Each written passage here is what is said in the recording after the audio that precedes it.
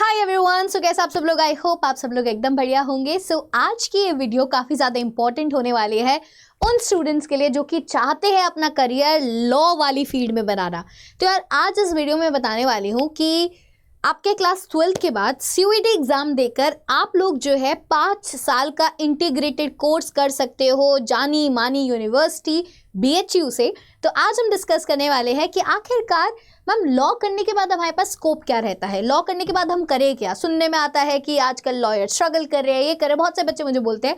तो देखो यार, स्ट्रगल किस फील्ड में नहीं है, हर फील्ड में स्ट्रगल है। इट्स जस्ट आप जिस फील्ड में जा रहे हो आपको उस फील्ड में बेस्ट करना है। अगर आप उस फील्ड में बेस्ट करोगे तो आपके लिए कोई स्ट्रगल नहीं है, आपके पास बहुत सारी अपॉर्चुनिटीज हमेशा ओपन रहेगी। तो अगर हम बात करें ये इंटीग्रेटेड कोर्स की, तो दो तरीके के इंटीग्रेटेड कोर्स होते हैं। एक होता है BA LLB, एक होता है BBA LLB। तो ये 5 साल का इंटीग्रेटेड कोर्स होता है जिसमें आपको BA भी होता है और आपका लॉ भी पढ़ाया जाता है। तो अगर मैं बात करूँ BA LLB में जो है आर्ट्स के सब्जेक्ट्स और लॉ के ऊपर फोकस किया जाता है, वहीं पर BBA LLB पे बिजनेस के सब्जेक्ट्स और लॉ के ऊपर फोकस किया जाता है। इसलिए वो BBA है, एडमिनिस्ट्रेशन वाला है, और BA वो बैचलर ऑफ आर्ट्स वाला है। तो दो तरीके के होते हैं। तो आज के इस वीडियो में मैं डिस्कस करने वाली हूँ BHU आपको क्या ऑफर करता है। तो BHU आपको BA ऑनर्स LLB ऑफर करता है, वो मैं अभी डिस्कस करूंगी। बट सबसे पहले हम ये भी एक बार समझ लेते हैं कि मैम आखिरकार क्या स्कोप एंड करियर अपॉर्चुनिटीज हमारे पास अवेलेबल है। अगर मैं लॉ करता भी हूँ या करती भी हूँ तो मैं आगे जाके क्या क्या चीज़ें कर सकती हूँ। तो यार बहुत सारे ऑप्शंस यहाँ पे आपके पास अवेलेबल है। आप एडवोकेट बन सकते हैं, आप किसी बड़ी कंपनी में लीगल एडवाइजर, कॉर्पोरेट कंपनीज में, प्राइवेट कंपनीज में लीगल एडवाइजर बन सकते हैं, आप वहाँ पे कॉर्पोरेट लॉयर बन सकते हैं, जुडिशरी एग्जाम के बाद आप जज बन सकते हो, लीगल कंसल्टेंट बन सकते हो, पब्लिक प्रोसिक्यूटर बन सकते हो, सिविल सर्विसेज में आप जा सकते हो, यूपीएससी का एग्जाम दे सकते हो, स्टेट PSC का एग्जाम दे सकते हो, बिकॉज वो जो नॉलेज आपने पढ़ी है उसमें ग्रेजुएशन जो आपने करी है वो उसमें बहुत ज़्यादा काम आएगी। वहीं पर आप एकेडमिक्स एंड आगे रिसर्च भी कर सकते हो। तो कितने सारे ऑप्शंस अवेलेबल है, बहुत सारे ऑप्शंस अवेलेबल है।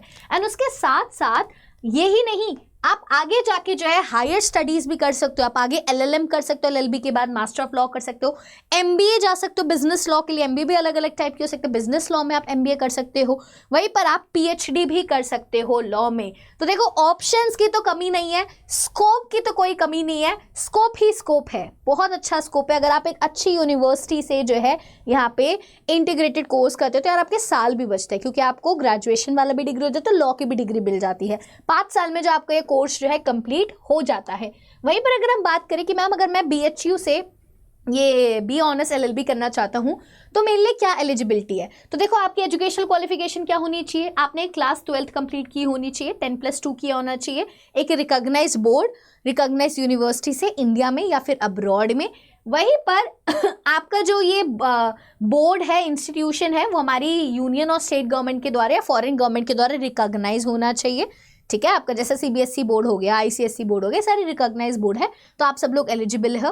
वहीं पर एक यहाँ पे एक्सक्लूजन है जो कि मेंशन है, वो ये है वो बच्चे जिन्होंने अपनी 12th 10+2 या फिर अपनी ग्रेजुएशन या पोस्ट ग्रेजुएशन ओपन यूनिवर्सिटी से कर रखी है, ओपन स्कूलिंग कर रखी है, यार वो बच्चे यहाँ पर क्या है, एलिजिबल नहीं है। यहाँ पे एक ये वाली होती है, जैसे बहुत सारे बच्चे होते हैं जिन्होंने ओपन से कर रखा है, क्योंकि बहुत सारे ऐसे बच्चे होते हैं जो ग्रेजुएशन के बाद यहाँ पे BA LLB कर रहे होते हैं। तो जिन्होंने भी ओपन से कर रखा है they are not eligible for this.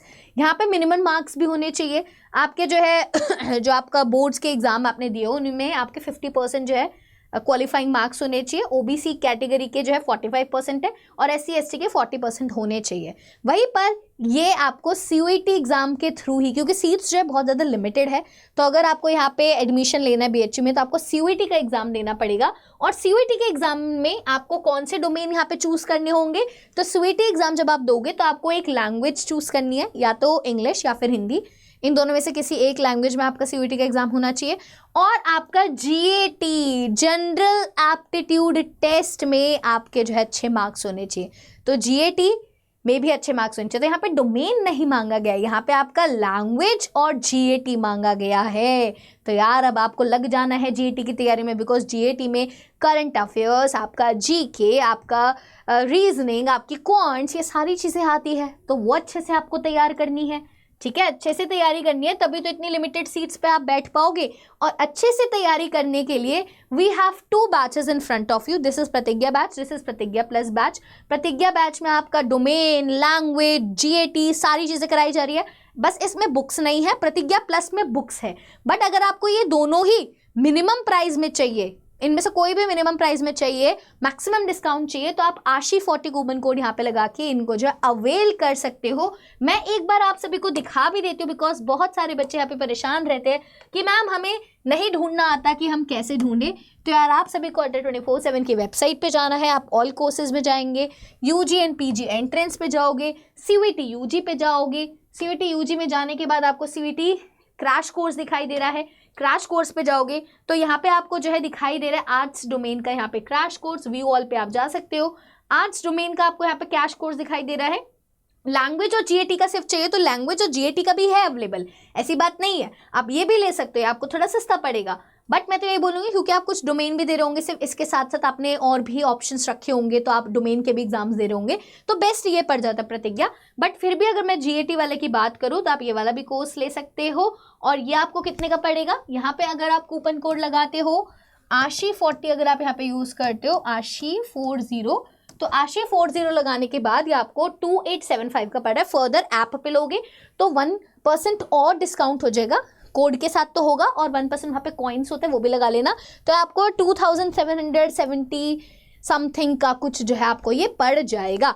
तो आप ये वाला भी चेकआउट कर सकते हो बैच, क्योंकि देखो यार आप इस टाइम पीरियड में टाइम कम है और आपको जो है बिल्कुल सटीक तैयारी करनी है, जो एग्जाम में आएगा वही पढ़ना है, तो वो तो एक्सपीरियंस टीचर्स ही आपको पढ़ा सकते हैं, है ना। तो इसलिए बैचेस जो इंपॉर्टेंट हो जाते हैं। ऐसा नहीं है कि आप लोग नहीं पढ़ सकते, आप पढ़ सकते हो, बट कम टाइम में किस तरीके से पढ़ना है वो तो यहाँ पे आपको टीचर्स के थ्रू ही जो है पता चलता है, ठीक है। तो ये वाला प्रतिज्ञा बैच है, ये विदाउट बुक्स वाला है। वो विदाउट बुक्स वाले में अगर आपको कितने का पड़ेगा, विदाउट बुक्स अगर हम बात करें तो विदाउट बुक्स आपका 3834 का पड़ रहा है। वहीं पर अगर मैं बुक्स वाला भी दिखा देती हूँ, बहुत से बच्चे होते हैं कि मैम हमें किताबें भी चाहिए, तो आप किताबों के लिए प्रतिज्ञा प्लस वाला जो है आप देख सकते हो। प्रतिज्ञा प्लस ये आर्ट्स डोमेन का आपको मतलब 400-500 का ही डिफरेंस है, ज़्यादा डिफरेंस नहीं है, 400-500 रुपये का ही जो है यहाँ पे डिफरेंस आपका जो है यहाँ पे पड़ता है। तो यहाँ पे आप देखते हो तो आपका ये 4314 का पड़ेगा, फाइन। वहीं पर आप किताबें भी चेकआउट कर सकते हो इफ़ यू वांट कि मैम हमें किताबें चाहिए, तो आपको मैं किताबें भी बता देती हूँ। यहाँ पे आप जाओगे, ठीक है, सीईटी क्रैश कोर्स में जाओगे, यहाँ पे आपको मॉक टेस्ट भी दिखाई दे रही है, you can also check out mock test. यहाँ पे आपको किताब सिलेक्शन किट भी आप यहाँ पे ले सकते हो। सिलेक्शन किट में यहाँ पे ह्यूमैनिटीज़, जीएटी, इंग्लिश यहाँ पे सारी है, तो आप यहाँ ये वाली अगर कोई भी सिलेक्शन किट लेते हो तो इसमें आपको सारी किताबें आ जाती है, सारी प्रिंटेड किताबें आपके पास डिलीवर हो जाती है।